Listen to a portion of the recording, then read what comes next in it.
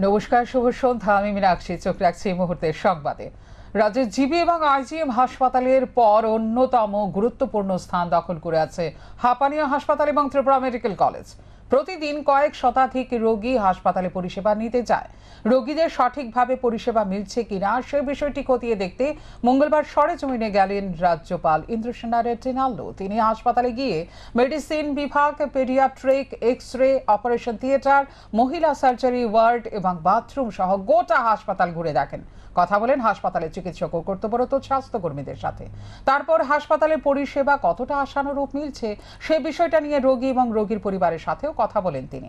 যাচাই করেন হাসপাতালে আয়ুষ্মান কার্ডের মাধ্যমে সঠিক পরিষেবা মিলছে কিনা এবং পরিষেবা পাওয়া গেলেও কতটা ছাড় পাচ্ছে সে বিষয়টাও গুরুত্ব দিয়ে অনুধাবন করেন রাজ্যপাল।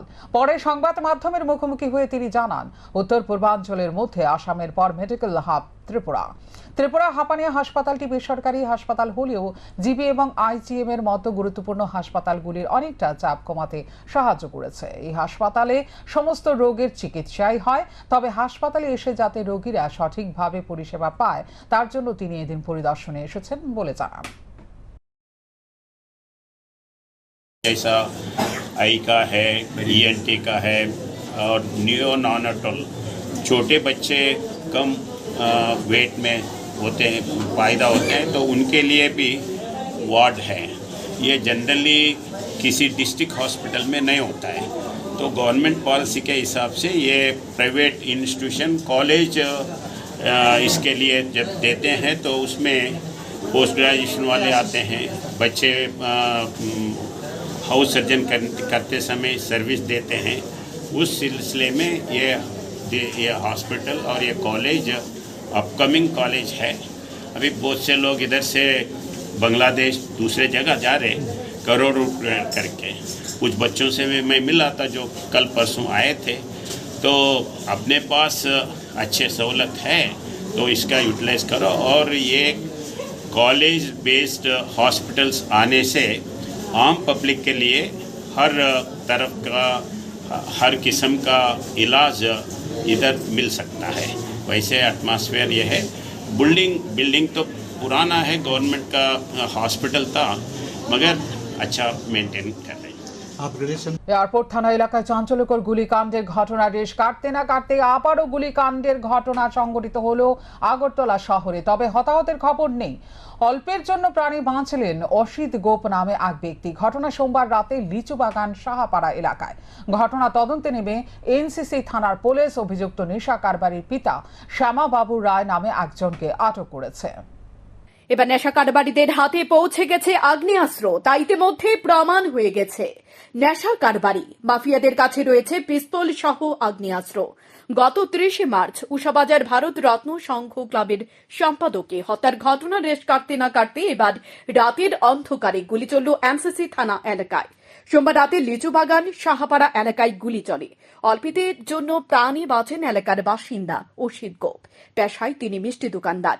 অসিত গোপ জানায়, অন্যান্য দিনের নেই তিনি সোমবার রাতে দোকান বন্ধ করে বাড়িতে আসছিলেন। বাড়ির কাছে আসার পর এলাকার ৩ জনকে দাঁড়িয়ে কথা বলতে দেখেন।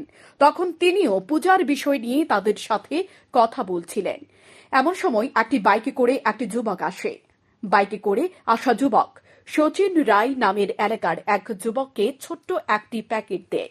তারপর শচীন রায় এগিয়ে এসে অসিত গোপকে প্রশ্ন করে, এত রাতে তারা সেখানে কি করছে? অসিত জানায়, সেই এলাকার লোক সেখানে দাঁড়িয়ে তারা কথা বলছে, তাতে কি সমস্যা? এতে ক্ষিপ্ত হয়ে যায় শচীন রায়। সে গালিগালাজ করে সেখান থেকে চলে যায়। কিছু সময় বাদে সে একটি পিস্তল নিয়ে আসে। সাথে আরো 2 যুবক ছিল। পিস্তল নিয়ে এসে শচীন অসিত গোপকে লক্ষ্য করে 3 রাউন্ড গুলি চালায়। যদিও লক্ষ্যভ্রষ্ট হওয়ার কারণে অসিত গোপ প্রাণে বেঁচে যান। সাথে সাথে এলাকার লোকজন ঘর থেকে বেরিয়ে আসে। তখনই পালিয়ে যায় শচীন রায়। খবর দেওয়া হয় পুলিশকে। দ্রুত ঘটনাস্থলে ছুটে যায় পুলিশ। আমার একটা বন্ধু আছে টোটাল হ্যাঁ দাঁড়ায় রয়েছে, তার দেখে আমি দাঁড়াইছি, ঠিক আছে কিতা করতেছে, তো হ্যাঁ বলে দাঁড়ায় পূজার ব্যাপারে কথা কইতে। তো আমি হ্যাঁ কথা কইতে এমন সময় হঠাৎ শ্যামবাবুর ছেলে হ্যাঁ দৌড়ে আমার দিকে আইলো। হ্যাঁ আমার লোকে হ্যাঁ দিকে ভাই তোমরা এনে কি করো? তো আমার ফারা আমি হ্যাঁ দাঁড়ায় রয়েছি। হ্যাঁ আমার লোকে ধাক্কা দেখে আরম্ভ করলো, এরকম করে আমার কলার ধরে আমার একটা চেন আসতে এটা ছিঁড়ালিছে। হ্যাঁ কি নিচে গা নিচে পড়ে আছে এটা আমি দেখছি না, কিন্তু নাই চেনটা। এরপরে হ্যাঁ দৌড়ে বাড়িতে গেল গিয়ে আসে হ্যাঁ কইতেছে আবার 5 মিনিট পরে আইছে শামবাবুর ফুট এরকম করে একটা পিস্তল নিয়ে এলো আয়া হ্যাঁ কিতা করতে আমার সামনে এইদিকে আয় বেরা মানে ফটার ফট 3 রাউন্ড গুলি করে দিল। এর মধ্যে আমার যারা যারা আত্ম পাড়ার সবাই দৌড়ে আইছে বাইরে দেখছে এরকম ঘটনাটা। যে মানে গুলি করছে ওর কি নাম? ওর নাম হচ্ছে সচিন রয়। কি করেছে? সে তো ওই যে ড্রাগস ব্যবসা করে আর কি, গাঁজা টাজা সব ব্যবসা করে, সাথে তার বাবা ব্যবসা করে। তার বাবাও কি যুক্ত? হ্যাঁ তার বাবাই মেন। আচ্ছা। তার বাবার থেকে পিস্তল আনছে নাহলে হ্যারিও নাই, আর পিস্তল আইন না হ্যাঁ কইছে আর বাবা দিছে আর কি। পুলিশ ঘটনাস্থলে ছুটে গিয়ে ঘটনার বিষয়ে জানার পর তদন্তে নামে। ঘটনা তদন্তে নেমে এনসিসি থানার পুলিশ একজনকে গ্রেপ্তার করে। এনসিসি থানার ওসি জানায় সচিন রায়ের বাবা শ্যামবাবু রায়কে গ্রেপ্তার করা হয়েছে, আর কয়েকজনের নাম জানা গেছে। তাদেরকে জালে তোলার চেষ্টা চলছে। গতকালকে রাত্রেবেলা লিচুবাগান শাহপাড়া এলাকাতে একটা লোককে সচিন রায় নামে একটা ছেলে এবং সঙ্গে আরও অন্যান্য সহ উদ্দেশ্য করে গুলি করেছে। তো সঙ্গে সঙ্গে আমরা পুলিশ যাই, স্পটে যাওয়ার পরে ওইখান থেকে আমরা শ্যামবাবু রায় নামে একজনকে গ্রেপ্তার করে আনি এবং ওকে আমরা এই ব্যাপারে একটা মামলা নিয়েছি। মামলা নিয়ে তদন্ত শুরু হয়েছে এবং শ্যামবাবু রায়কে আজকে আমরা মাননীয় আদালতে প্রেরণ করেছি। ওকে আমরা পুলিশ রিমান্ডে 5 দিনের পুলিশ রিমান্ডে দাবি জানাই। কী কারণে গুলিকাণ্ডটা একটু জানতে পেরেছি? এটা হয়তো সাডেন প্রভোকেশনের মাধ্যমে হয়েছে। জাস্ট কেন এসেছে ওইখানে, ও বলছে আমি কেন এসেছি, এইসব ব্যাপার নিয়ে হয়েছে। এরপর পরবর্তীতে এটা নিয়ে ঝগড়া বিবাদের মাধ্যমে ওটা একটু এগিয়েছে। আচ্ছা, এটার সঙ্গে আর কে কে জড়িত আছে? আরও আছে, কয়েকজন আছে। তো সবার নাম ওদের সঙ্গে আমরা ইনভেস্টিগেশন করছি, সবার নাম বলছি না, তবে আপাতত আমরা এই দুজনে মেনলি আছি। ধৃত শ্যামবাবু রায়কে 5 দিনের পুলিশ রিমান্ডের আর্জি জানিয়ে মঙ্গলবার আদালতে সোপর্দ করে এনসিসি থানার পুলিশ। এনসিসি থানার পুলিশ ঘটনার তদন্তে নেমেছে। শান্তন টিভি। সকাল 11টা পর্যন্ত জিবি বিদ্যুৎ নিগমের অফিস ফাঁকা, মুখ থুবড়ে পড়েছে বিদ্যুৎ পরিষেবা। মানুষ বৈদ্যুতিক বিল সহ বিভিন্ন সমস্যা নিয়ে বিদ্যুৎ অফিসে আসলেও কারোর দেখা পায়নি। ঘড়ির কাঁটায় সকাল 11টা, কিন্তু জিবি স্থিত বিদ্যুৎ নিগম অফিসে দেখা নেই সরকারি বাবুদের। অফিসের বিভিন্ন কক্ষে চলছে অনর্থক বৈদ্যুতিক পাখা, এসি, লাইট। ফাঁকা পড়ে আছে চেয়ার, টেবিল, দরজা খোলা পর্যন্ত নেই কেউ। মানুষ বৈদ্যুতিক বিল সহ বিভিন্ন সমস্যা নিয়ে বিদ্যুৎ অফিসে আসলেও কারো দেখা পায়নি। আর এই পরিস্থিতি সংবাদ মাধ্যমের ক্যামেরাবন্দি হতেই এক কর্মী অফিসে এসে বলেন লোক নেই এবং বিদ্যুৎ অপচয় নিয়ে কিছুই বলতে চায়নি। কোন জায়গাটা? মানে 11 বাজে আপনার কেউ আসছে না? কোন সময় স্যার? এই ডিপার্টমেন্টটা কি তা লোকই নাই? সাধারণ মানুষ বিদ্যুৎ যন্ত্রণায় অতিষ্ঠ। গত কয়েক মাসে বিদ্যুৎ ভোগান্তি সারা রাজ্যের মানুষকে অতিষ্ঠ করে তুলেছে। কোথাও ভোল্টেজ কম, আবার কোথাও তথাকথিত পাওয়ার কাট মানুষকে নাজেহাল করছে, যার কারণে সংশ্লিষ্ট দপ্তরের অভিভাবকের যোগ্যতা নিয়েও পর্যন্ত সামাজিক মাধ্যমে ঝড় তুলছে আমজনতা। কারণ রাজ্যের বিদ্যুৎ নিগমের ওপর আর ভরসা রাখতে পারছে না মানুষ। লাগাম ছাড়া ভাবে পরিষেবার অবনতি ঘটছে। বিদ্যুৎ নিগমের অভিভাবক সাংবাদিকদের মুখোমুখি হয়ে দাবি করছেন, এখন আর রাজ্যে লোডশেডিং হয় না, যা করা হয় সেটা হলো পাওয়ার কাট। কিন্তু পাওয়ার কাট হওয়ার পেছনে মূলত কারণ হলো মানুষের বাড়ি ঘরে কতটা বিদ্যুৎ ব্যবহার করা হচ্ছে তার হিসেব দেওয়া হচ্ছে না। এর জন্য আগরতলা শহরে আবার হুলিয়া জারি করেছেন। অতিরিক্ত বিদ্যুৎ পরিষেবা গ্রহণ করলে প্রত্যেক ভোক্তাকে স্থানীয় বিদ্যুৎ নিগম অফিসে গিয়ে অবগত করতে হবে, না হলে বড়সড় জরিমানা করা হবে। কিন্তু আশ্চর্যের বিষয় হলো, নির্দেশিকা জারি হওয়ার 1 মাস অতিক্রান্ত হতে চলেছে, এখন পর্যন্ত বিদ্যুৎ নিগম অভিযানে নামতে হিম্মত দেখাচ্ছে না। আর এদিকে মানুষ তাড়াহুড়ো করে নির্দিষ্ট সময়সীমা 10 দিনের মধ্যে বিদ্যুৎ নিগমের অফিসে গিয়ে 2000 টাকা করে প্রায় 10 থেকে 12,000 টাকা পর্যন্ত দিয়ে বাড়িঘর ব্যবসায়িক প্রতিষ্ঠানের লোড বৃদ্ধি করেছে। জনগণের আরো বক্তব্য, লোড অবশ্যই বৃদ্ধি করা হয়েছে, কিন্তু মান্নাদের আমলের যন্ত্রাংশ এবং ট্রান্সফরমারের পাওয়ার পরিবর্তন হয়নি, যার কারণে বলা যায় মোটা অঙ্ক সাধারণ মানুষের কাছ থেকে আদায় করা হলো, পরিষেবার মান উন্নত হয়নি বিদ্যুৎ নিগমের। আগরতলা শহরে গত 2 দিনের দেখা গেছে বিদ্যুতের লোডশেডিং। ভ্যাপসা গরমের মধ্যেও দুপুর থেকে সারা রাত 2-3 মিনিট পর পর বিদ্যুৎ বিচ্ছিন্ন হয়ে পড়ে। বর্তমানে বিদ্যুৎ নিগম কর্তৃপক্ষের দায় দায়িত্ব এমন জায়গায় গিয়ে পৌঁছেছে ঘন্টার পর ঘন্টা পর্যন্ত লোডশেডিং চললেও আগাম ঘোষণা পর্যন্ত দেওয়া হচ্ছে না মানুষকে। স্মার্ট সিটিতে 24 ঘন্টা বিদ্যুৎ পরিষেবা থাকার কথা থাকলেও নিম্ন পরিষেবা পর্যন্ত দিতে পারছে না স্মার্ট সিটিবাসীকে নিগম কর্তৃপক্ষ। বিশেষ করে বিদ্যুৎ না থাকায় অস্বাভাবিক গরমে মানুষ অসুস্থ হয়ে পড়ছে। অসুস্থ রোগীদের শারীরিক অবস্থার অবনতি ঘটছে, ছাত্রছাত্রীদের পড়াশোনার ব্যাঘাত ঘটছে। সব মিলিয়ে বলা যায় দৈনন্দিন কাজকর্মের ওপর আঘাত নামিয়ে আনছে রাজ্যের বিদ্যুৎ ব্যবস্থা। আর আগরতলা শহরে যদি এই ধরনের পরিষেবা মানুষ পায় তাহলে রাজ্যের গ্রামীণ এলাকায় কি অবস্থা সেটা আর বলার অপেক্ষা রাখে না। সব মিলিয়ে বলা চলে মুখ থুবড়ে পড়েছে বিদ্যুৎ ব্যবস্থা, যা বর্ণনার অনুপযোগী হয়ে দাঁড়িয়েছে। তবে সব শেষে বলা যায় মানুষের বিদ্যুৎ ভোগান্তি নিয়ে মন্ত্রী বারবার অতিরিক্ত বিদ্যুৎ ব্যবহারের দোহাই দিলেও নিজের দপ্তরের অফিসেই ব্যয় হচ্ছে বিদ্যুৎ। এর জবাব কে দেবে? শান্তন টিভি।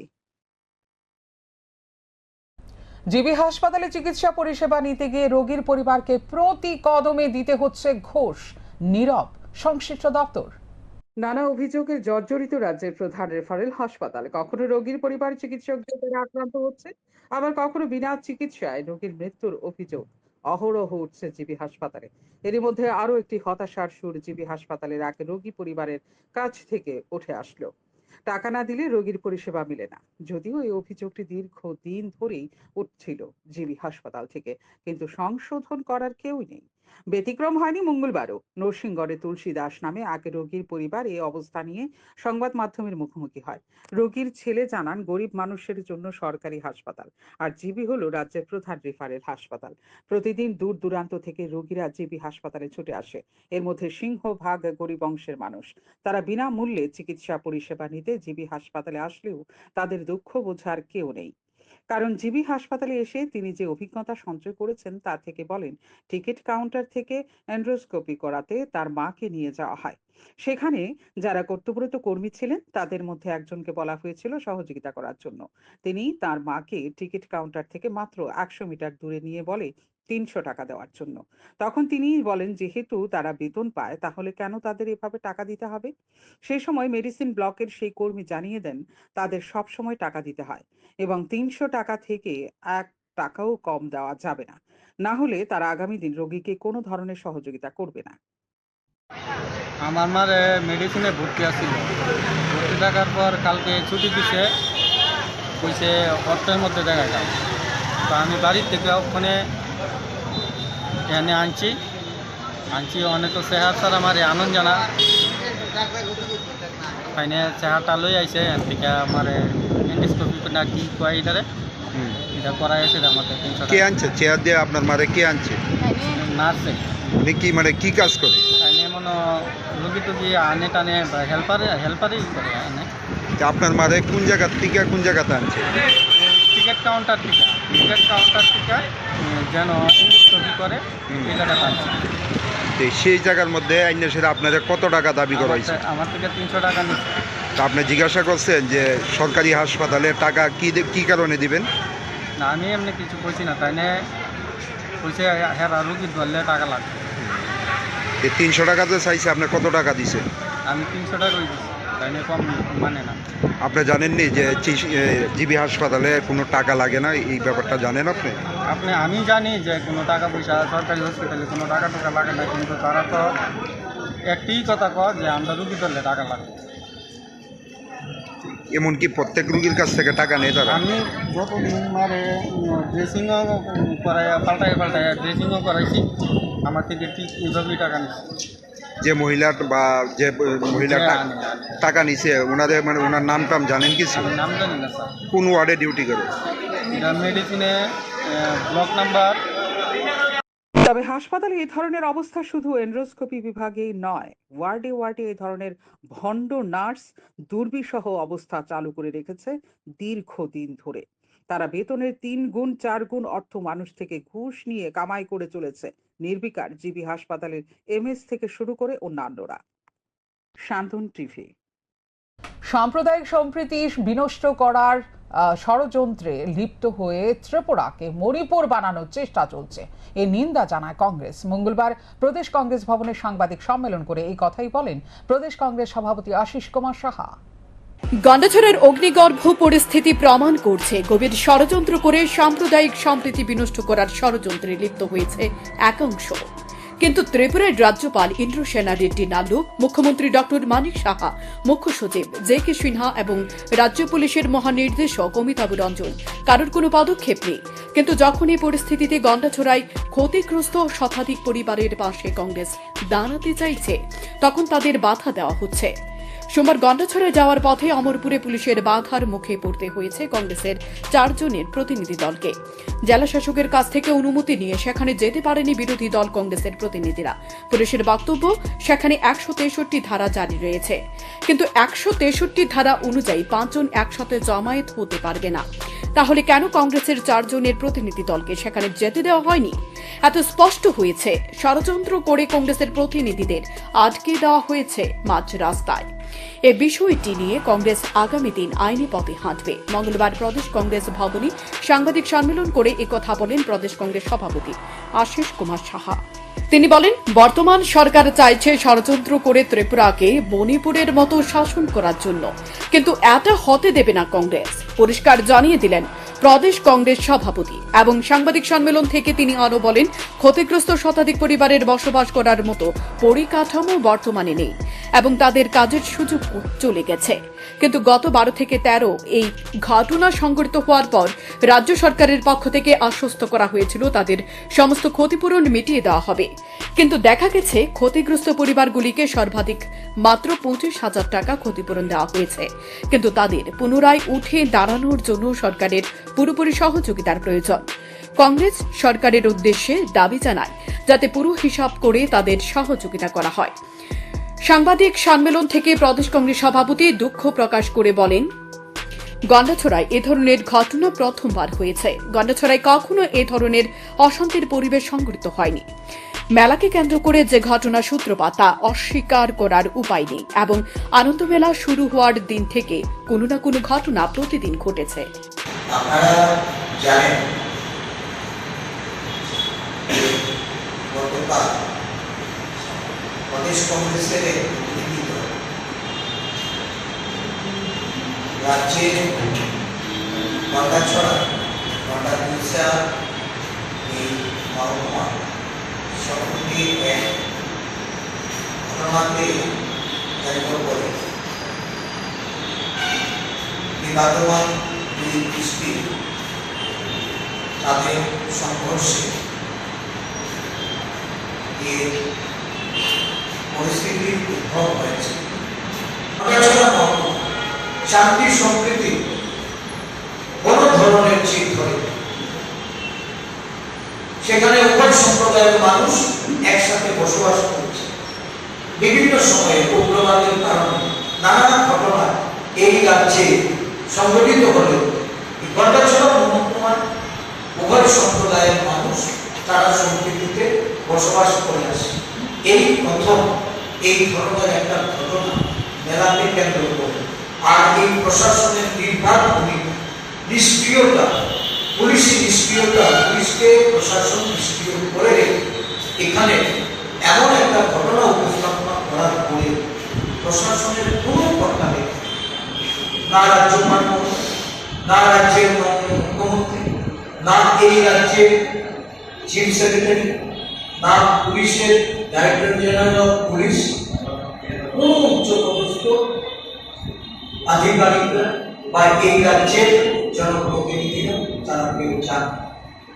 আমরা দেখেছি সাধারণ ছোটখাটো ঘটনায় মুখ্যমন্ত্রীকে ট্রেন যুগে সেই ঘটনাস্থলে পৌঁছে।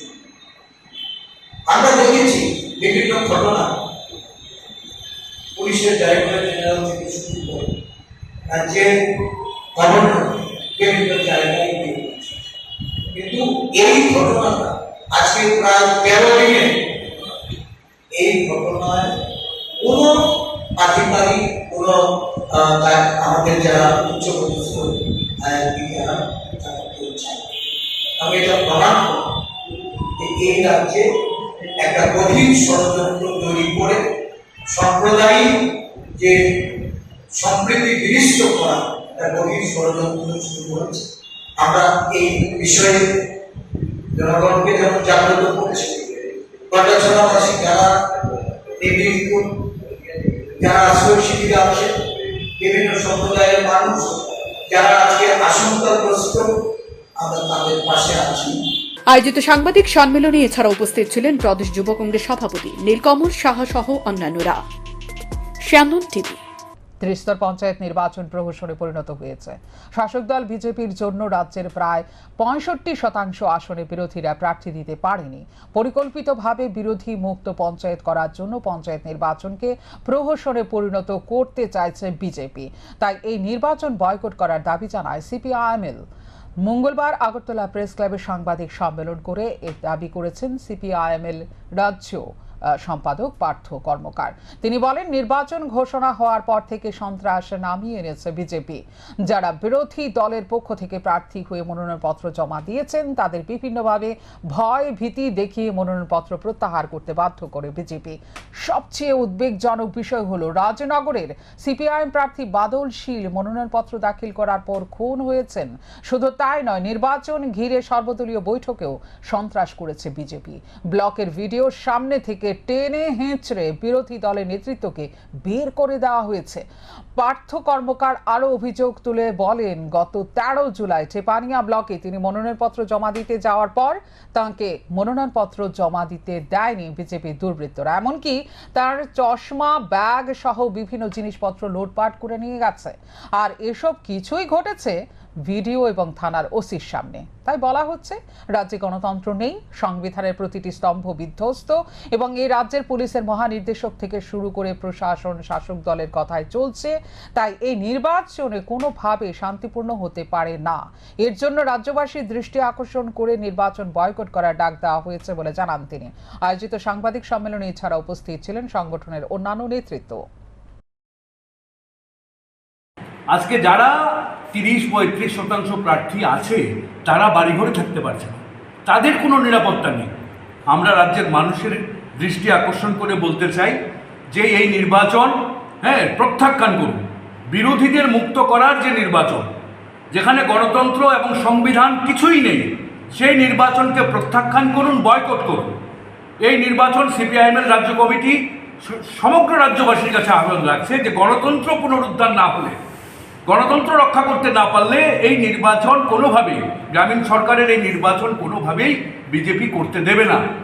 এটাই তাদের অবস্থান, তারা এটাই করছে, কিছুই তারা তোয়াক্কা করছে না। কাজে এই পরিপ্রেক্ষিতে নির্বাচন প্রত্যাখ্যান করার, বয়কট করার কথা আমরা বলছি। আসাম আগরতলা জাতীয় সড়কে যান দুর্ঘটনায় আহত হলো 2 জন। ঘটনা তেলিয়ামুড়া থানার অন্তর্গত আসাম আগরতলা জাতীয় সড়কের তুইচিন্দ্রায় আনন্দমার্গ স্কুল সংলগ্ন এলাকায়। জানা যায়, গুয়াহাটি থেকে AS01 NC 7275 নম্বরে দূরপাল্লার একটি লরি আগরতলার উদ্দেশ্যে যাচ্ছিল। অপরদিক থেকে একটি টমটম তেলিয়ামুড়ার দিকে আসছিল। আসাম আগরতলা জাতীয় সড়কে তুইচিন্দ্রায় আনন্দমার্গ বিদ্যালয় সংলগ্ন এলাকায় দূরপাল্লার লরির সাথে মুখোমুখি সংঘর্ষ ঘটে টমটমের। ঘটনা প্রত্যক্ষ করে স্থানীয়রা দমকল বাহিনী কর্মীদের খবর দেয়। দমকল বাহিনীর কর্মীরা ঘটনাস্থলে থেকে আহতদের উদ্ধার করে তেলিয়ামুড়া মহকুমা হাসপাতালে নিয়ে যায়। জানা যায়, আহত 2 জনের অবস্থা গুরুতর। ঘটনার পর ঘটনাস্থলে ছুটে যায় তেলিয়ামুড়া থানার পুলিশ। তেলিয়ামুড়া থানার পুলিশ ঘটনা তদন্তে নেমেছে। দমকল বাহিনীর এক কর্মী জানান, আহতরা হলো বন্ধন সরকার ও লিটন দাস। 2 জনের অবস্থা আশঙ্কাজনক। আগে গাড়ি আসলো সামনে, বুঝছো না, ব্রেক মারছি, এও সামনের দিকে আসছে, বুঝছো না, আমারও ব্রেকে জয়েছে না, বুঝছো না, আমিও তোরা ডাইনে কাটেছি, আমার কাটলে না আমারও তো গাড়ি জোগাই যাবো না, এও সামনে দিয়ে আসছে, ওই জন্য আমি উঠি এখানে পাওগানি তারও লাগিয়ে দিয়েছি, বুঝছো না। আপনি কই থেকে কয়ে যাচ্ছিলেন? হ্যাঁ, কই থেকে কই যাচ্ছিলেন আপনি? গুয়াহাটিতে কিসের গাড়ি আসছিল না? তেলাইবোট। হ্যাঁ, তেলাইবোট। হ্যাঁ, কি দেওয়া ছিল গাড়িতে? ও তো তেলাইবোট আছে। আপনার নাম কি? এদিকে সাত সকালে ভয়াবহ যান দুর্ঘটনা তেলিয়ামুড়াতে আবার থানার অন্তর্গত হাওয়াই বাড়ির থাংনাই বাজার এলাকায়। এতে আহত হয় 5 জন। আহতরা বর্তমানে তেলিয়ামুড়া মহকুমা হাসপাতালে চিকিৎসাধীন। ঘটনার বিবরণে জানা যায়, মঙ্গলবার সকালে হাওয়াই বাড়ি থেকে বাজাজ ম্যাক্সিমো যাত্রীবাহী গাড়িটি যাত্রী নিয়ে হাওয়াই বাড়ির দিকে যাচ্ছিল। সে সময় থাংনাই বাজার এলাকায় 6 চাকার একটি লরি যাত্রীবাহী গাড়িটিকে পেছন দিক থেকে ধাক্কা মারে। স্থানীয়রা ঘটনা প্রত্যক্ষ করে দমকল বাহিনী কর্মীদের খবর দেয়। দমকল বাহিনীর কর্মীরা ঘটনাস্থল থেকে আহতদের উদ্ধার করে তেলিয়ামুড়া মহকুমা হাসপাতালে নিয়ে যায়। আহতরা বর্তমানে তেলিয়ামুড়া মহকুমা হাসপাতালে চিকিৎসাধীন। এদিকে ঘটনার খবর পেয়ে ঘটনাস্থলে ছুটে যায় তেলিয়ামুড়া থানার পুলিশ। দুর্ঘটনাগ্রস্ত ম্যাক্সিমো গাড়ির চালক জানান, তার গাড়ির পেছন দিক থেকে একটি 6 চাকার লরি ধাক্কা মারে। এতে করে আহত হয়েছে মোট 5 জন। 6 চাকার লরিটিকে আটক করেছে স্থানীয় জনগণ। হাওয়াই বাড়িতে ঢুকতেছিলাম, একটা বড় গাড়ি পেছনে মেরে। কি গাড়ি? 6 চাকা। তারপরে তোমরা পেছনে মারছো? আমরা পেছন দিয়ে গেছিলাম। গাড়িটা করতে কই যাইতে আসলো?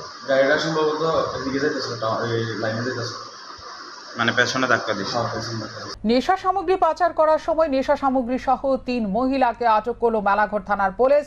ঘটনার বিবরণে জানা যায়, সোমবার রাতে একটি যাত্রীবাহী ম্যাক্স গাড়িতে করে সোনামুড়ার দুর্গাপুরের ফুলচাঁদ বেগম, ধনপুর তারাপুকুর এলাকার নাহিদা আক্তার ও দুর্লভ নারায়ণের মমতা খাতুন আগরতলার দিক থেকে সোনামুড়ার দিকে যাচ্ছিল। মেলাঘর থানার সামনে থাকা নাকা পয়েন্টে পুলিশকে দেখতে পেয়ে নাকা পয়েন্টের কিছুটা আগে তারা গাড়ি থেকে নেমে যায়। এতে মেলাঘর থানার পুলিশের সন্দেহ হয়। সাথে সাথে পুলিশ তাদের পিছু ধাওয়া করে তাদেরকে আটক করে। মেলাঘর থানার ওসি দেবাশিস সাহা জানান, ধৃতদের থানায় নিয়ে আসার পর মহিলা পুলিশ কনস্টেবল দিয়ে তাদের শরীরে তল্লাশি চালানো হয়। তল্লাশি অভিযানে তাদের পরিধেয় বোরখা থেকে 34টি সাবানের বক্সে প্রায় 400 গ্রাম ব্রাউন সুগার উদ্ধার হয়, যার আনুমানিক বাজার মূল্য 15 লক্ষ টাকা। কালকে রাত্র 10টার সময় আমরা একটা ইনফরমেশন পাই যে 3 জন মহিলা আমাদের নাকা পয়েন্টের কিছুটা আগে তাদেরকে একটা গাড়ি থেকে নেমে গেছে। তৎক্ষণাৎ আমরা সঙ্গে সঙ্গেই আমাদের একজন উমেন অফিসারের সঙ্গে উমেন স্টাফ সুদ্ধা 3 জন মহিলাকে আটক করে এবং তাদের কাছ থেকে তল্লাশি করে প্রচুর পরিমাণে ব্রাউন সুগার উদ্ধার হয়। স্যার, তারা কি প্যাসেঞ্জার গাড়িতে ছিল না তার নিজস্ব পার্সোনাল গাড়ি? প্যাসেঞ্জার গাড়িতে ছিল। কতজন মহিলা? 3 জন মহিলা। কতটুকু হবে ব্রাউন সুগার? 34 বাক্স এবং ওজন প্রায় 400 গ্রাম হবে। তাদের বাড়ি কোনখানে? প্রত্যেকের বাড়ি সোনামুড়া পিএসের আন্ডারে। স্যার, বাজার মূল্য কত হতে পারে? বাজার মূল্য 15 লক্ষ টাকার উপর হতে পারে। স্যার, এরা কি স্বীকার করছে এরা মালিক না এদের কোনো এজেন্ট আছে? এখন এটা বলা যাচ্ছে না, ইনভেস্টিগেশনে চলছে। ভারতীয় মজদুর সংঘ 70তম প্রতিষ্ঠা দিবস উপলক্ষে মঙ্গলবার সাফাই অভিযান সংগঠিত করে ত্রিপুরা রাজ্য ইলেকট্রিক রিক্সা শ্রমিক সংঘ। এদিন রাজধানী বটতলা এলাকায় সাফাই অভিযান সংগঠিত করা হয়। ত্রিপুরা রাজ্য ইলেকট্রিক রিক্সা শ্রমিক সংঘের সদস্যরা এদিন সাফাই অভিযানে অংশগ্রহণ করে এবং বটতলা এলাকাকে পরিষ্কার পরিচ্ছন্ন করে। ত্রিপুরা রাজ্য ইলেকট্রিক রিক্সা শ্রমিক সংঘের রাজ্য সম্পাদক জানান, ভারতীয় মজদুর সংঘের প্রতিষ্ঠা দিবস উপলক্ষে এদিন সাফাই অভিযান সংগঠিত করা হয়েছে। পাশাপাশি তিনি সাফাই অভিযান সংগঠিত করার উদ্দেশ্য সম্পর্কেও জানান। আজকে আমাদের ভারতীয় মজদুর সংঘ বিএমএসের 70তম প্রতিষ্ঠা দিবস। এই উপলক্ষে আমরা ত্রিপুরা ইলেকট্রনিক রিক্সা শ্রমিক সংঘ থেকে অভিযান যে সভ্য ভারত, স্বচ্ছ ভারত, আমরা চাই এই জিনিসটাই। আমরা চাই বিএমএসের দিয়ে আমরা সভ্য ভারত এবং সভ্য সমাজ গড়তে চাই। বিএমএসের পক্ষ থেকে আমাদের সমগ্র দেশের সাথে রাজ্যেও লক্ষ্মী সাইকেলের 12তম প্রয়াণ দিবস পালন করল সারা ভারত গণতান্ত্রিক নারী সমিতি। এদিন লক্ষ্মী সাইকেলের প্রয়াণ দিবস উপলক্ষে সারা ভারত গণতান্ত্রিক নারী সমিতির উদ্যোগে 5 দফা দাবি আদায়ের লক্ষ্যে গণ অবস্থান সংগঠিত করা হয় রাজধানীর প্যারাডাইসের চৌমুহনীতে। উপস্থিত ছিলেন নারী নেত্রী রমা দাস, কৃষ্ণা রক্ষিত সহ অন্যান্যরা। নারী নেত্রী রমা দাস জানান, ভারতবর্ষের স্বাধীনতা আন্দোলনে বীরাঙ্গনা যোদ্ধা লক্ষ্মী সাইকেলের 12তম প্রয়াণ দিবস মঙ্গলবার। প্রতি বছর এই দিনটিকে যথাযোগ্য মর্যাদার সাথে পালন করা হয় সারা ভারত গণতান্ত্রিক নারী সমিতির উদ্যোগে। সেই মোতাবেক এইবারও দিনটি পালন করা হচ্ছে। এরকম একটা অগণতান্ত্রিক পরিবেশ আমাদের রাজ্যে বিরাজ করছে 2018 সাল থেকে। তারপরেও সাহস করে যারা এই নির্বাচনে লড়াই করছেন তারা যথেষ্ট সাহসের পরিচয় দিচ্ছেন। আমরা প্রশাসনের দৃষ্টি আকর্ষণ করেছি, নির্বাচন কমিশনের দৃষ্টি আকর্ষণ করেছি, কোনো কাজ হচ্ছে না, কোনো রকম পদক্ষেপ গ্রহণ করা হচ্ছে না। অন্যদিকে জাতি উপজাতির ঐক্যকে আবারও একটা সংঘর্ষ, একটা বিনষ্টের একটা ষড়যন্ত্র রাজ্যের বিভিন্ন প্রান্তে আছে। আপনারা দেখেছেন গন্ডাছড়াতে পরমেশ্বর রিয়াং শহীদ হয়েছে। তো এগুলো হচ্ছে পরিকল্পিত নানা ধরনের অপ্রীতিকর ঘটনা। এইসবের বিরুদ্ধেও আমরা আগামী দিনে এই রাজ্যে জাতি উপজাতি সকল অংশের মানুষের মধ্যে ঐক্য সম্প্রীতি বজায় রাখার শপথ নেব। ত্রিপুরা হর্টিকালচার কর্পোরেশন লিমিটেডের উদ্যোগে নতুনভাবে ফুল ও ফলের চারা তৈরি করার পরিকল্পনা ও প্রস্তুতির এক আনুষ্ঠানিক সূচনা হয় মঙ্গলবার। ত্রিপুরা হর্টিকালচার কর্পোরেশন লিমিটেডের কার্যালয়ে এর আনুষ্ঠানিক সূচনা করেন কর্পোরেশনের চেয়ারম্যান জহর সাহা। উপস্থিত ছিলেন অন্যান্য প্রশাসনিক আধিকারিকরা। গোলাপ মাদার প্লান্ট ব্লক করব, কারণ এখানে গোলাপের খুব ডিমান্ড, বিশেষ করে বিয়ে বা বিভিন্ন অনুষ্ঠানে। তা আমরা মাদার প্লান্ট ব্লকটা করে পরবর্তীকালে ওটার থেকে চারাও তৈরি করব। এটা হলো প্রথম টার্গেট। দ্বিতীয় টার্গেট হিসেবে আমরা রজনীগন্ধাও এখানে খুব ডিমান্ড, বিশেষ করে বিয়ের সিজন এবং পুজোতে।